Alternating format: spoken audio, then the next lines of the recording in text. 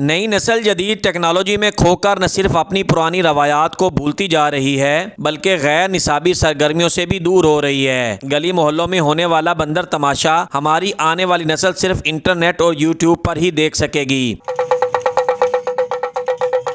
देही इलाकों में बंदर की कलाबाजियाँ और दिलचस्प हरकतों के अलावा बकरे से होने वाले सवालात को देखने वाले बच्चे आज भी खुशी से निहाल होते दिखाई देते हैं। यहाँ हमने बकरी और बंदर का तमाशा देखा, हमें बहुत मज़ा आया, बहुत महसूस हुआ है।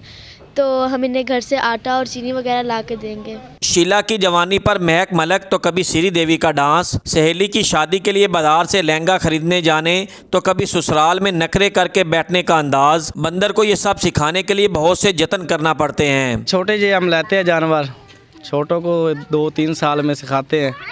2-3 साल में सिखा के और मोहल्ले में बच्चों को दिखाते हैं।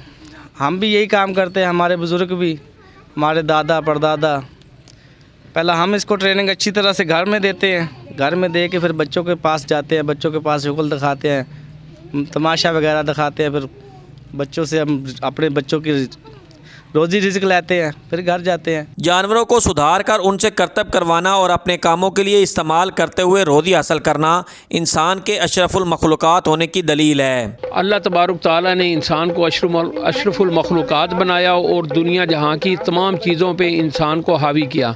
और इसी तरह ये जैसे मदारी वाले हैं, ये एक हैवान जानवरों को सिखला कर अपना रोटी रोज़ी का समा पैदा करते हैं। बच्चों को पुरानी रवायात से जोड़े रखने के लिए ऐसे मदारियों की हौसला अफजाई करते रहना चाहिए। जानवरों को सुधार कर बच्चों को तमाशे दिखाने का ये सिलसिला सदियों पुराना है। कैमरामैन इरफान अली के साथ अमीर उमर चमन, एयरवाई न्यूज़, चिन्योट।